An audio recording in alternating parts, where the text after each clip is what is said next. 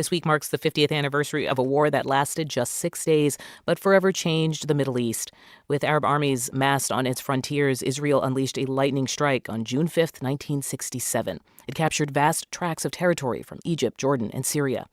Every U.S. president since has sought peace. Donald Trump, speaking before his recent Mideast trip, thought he could get a deal.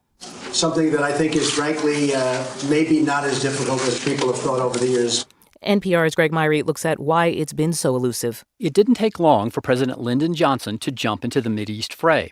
Just 11 days after the Six-Day War, Johnson laid out a plan. Our country is committed, and we here reiterate that commitment today to a peace that is based on 5 principles. That proposal didn't go anywhere, but his successors kept trying. Richard Nixon became the first sitting president to visit Israel, touching down in June 1974.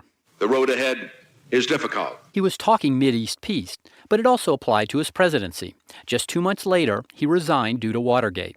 The first big breakthrough came when President Jimmy Carter brokered a peace deal between Israel and Egypt at Camp David in 1978. When we first arrived at Camp David,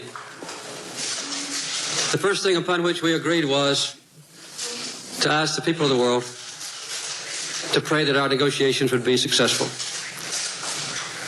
Those prayers have been answered. Peace between Israel and Egypt still holds.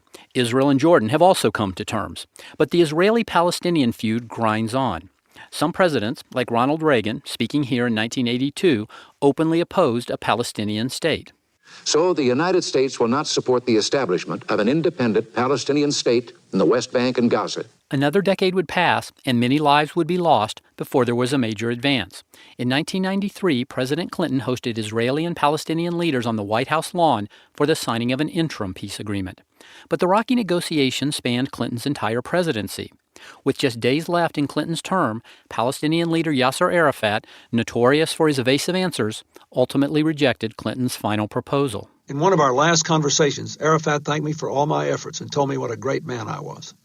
Mr. Chairman, I replied, I am not a great man. I am a failure, and you have made me one. Clinton did set new parameters. The U.S. became the main broker. A future Palestinian state became a given. And Arafat became a scapegoat. President George W. Bush encapsulated all of this in 2002, a time of ferocious Israeli-Palestinian fighting. My vision is 2 states, living side by side, in peace and security. His vision did not include Arafat. I call on the Palestinian people to elect new leaders not compromised by terror. Arafat died 2 years later, but negotiations didn't get easier. The radical group Hamas took control of Gaza. Israel kept expanding Jewish settlements in the West Bank. President Obama often criticized these settlements, saying peace is not in the cards unless Israel recognizes that it cannot permanently occupy and settle Palestinian land. Which brings us back to Trump. After his confident prediction before his Mideast trip, Trump struck a more cautious note when he was in Jerusalem. It's not easy. I've heard it's one of the toughest deals of all, but I have a feeling that we're going to get there eventually. I hope. Trump is now the 10th president over 50 years seeking a solution to a 6-day war. Greg Myrie, NPR News, Washington.